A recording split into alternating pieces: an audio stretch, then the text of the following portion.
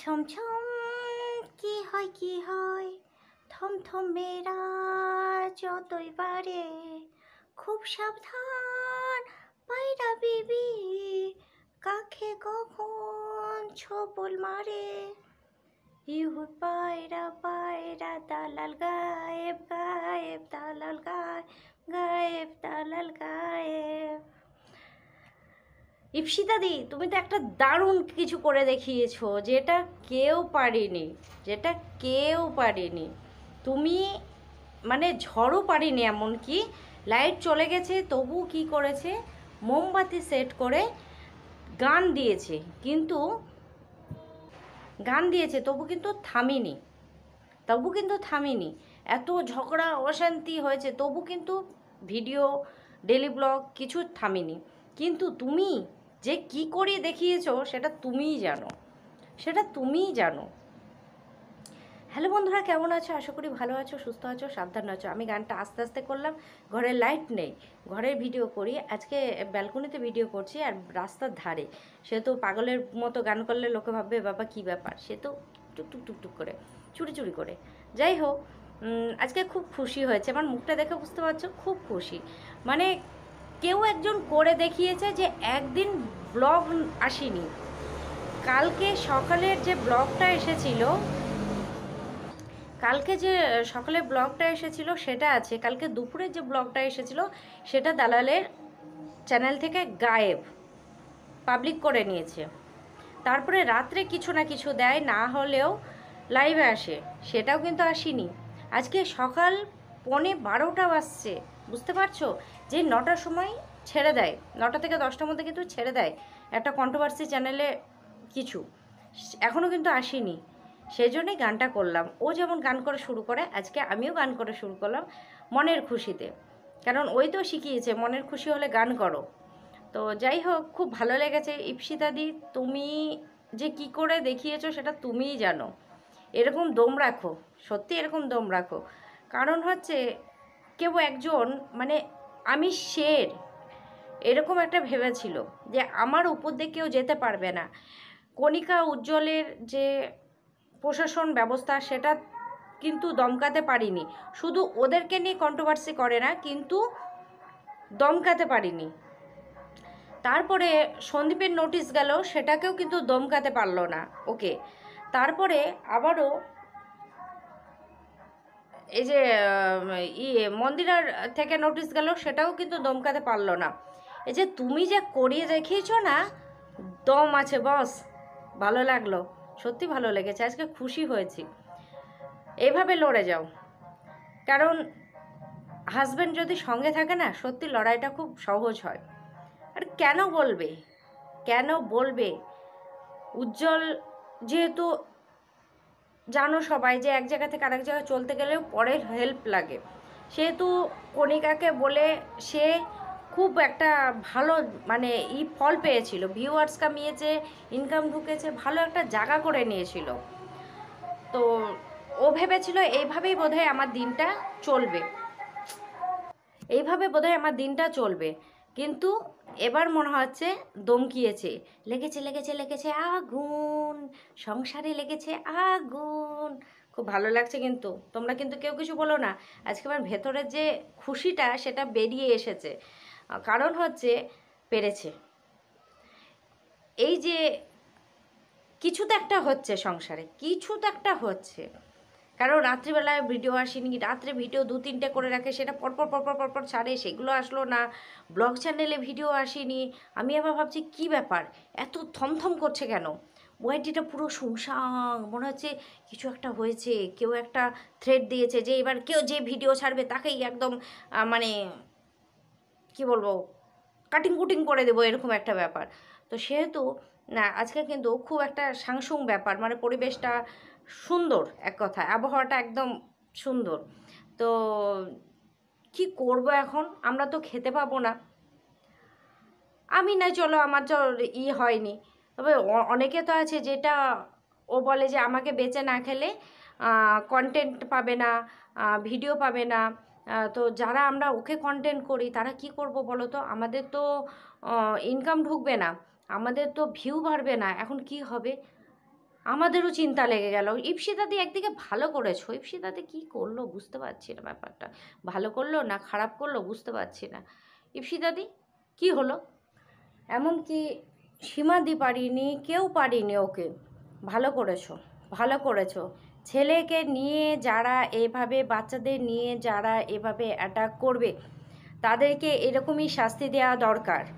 দরকার হয় তুমি ওর বাড়িতে যাও, 10 জনকে নিয়ে যাও, ওর শ্বশুর মশাইয়ের সাথে কথা বলো, ওর দালালের শ্বশুর মশাইয়ের সাথে কথা বলো। এবার বরের সাথে কথা বলেছো, এবার তোমার যেহেতু কাছাকাছি, তুমি 10 জনকে নিয়ে যাও, আর একটু মানে যে ওর শ্বশুর মশাইকে গিয়ে কথা বলো যে আপনার বৌমার রাইট কে দিয়েছে যে আমার সন্তান যে আমাদের সন্তান না সেটা বলার।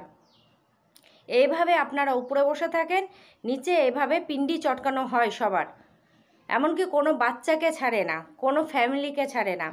আর আপনার বৌমা পরকীয়াকে সাপোর্ট করে। আপনি তো হেড টিচার, স্কুলের টিচার। আপনি আপনার ছেলেকে জিজ্ঞাসা করুন আর বৌমাকে জিজ্ঞাসা করুন যে পরকীয়া বৈধ বৈধ বৈধ। ভিডিওগুলো বসে দরকার হয় ঘন্টার পর ঘন্টা দেখাও।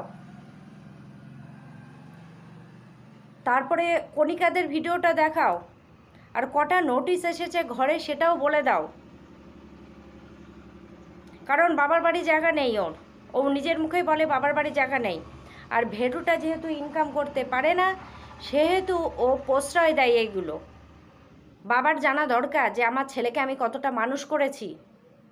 যে বউয়ের একদম ওইটা হয়তো ঠিক আছে, ওইটা বলতে শরীর খারাপ, মান্থলি যে আমাদের মেয়েদের পিরিয়ড হয় সেইটা প্যান্টি শুদ্ধ হয় সেটা ঠিক আছে, কিন্তু এইভাবে বউকে তোল্লাই দিচ্ছে সেটাও যেন বলা হয়।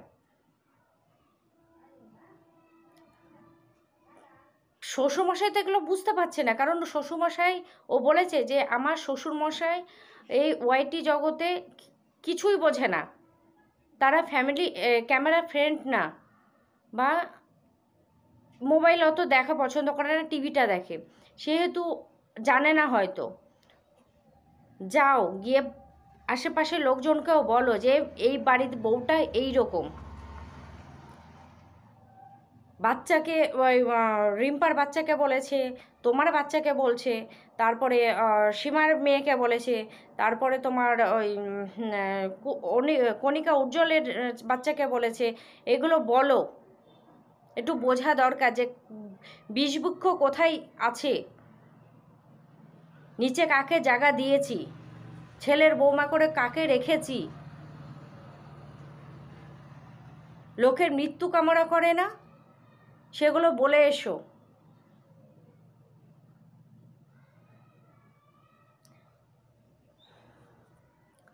ও তো বলেইছে যে ওকে নাকি কেউ পছন্দ করে না পাড়া প্রতিবেশী।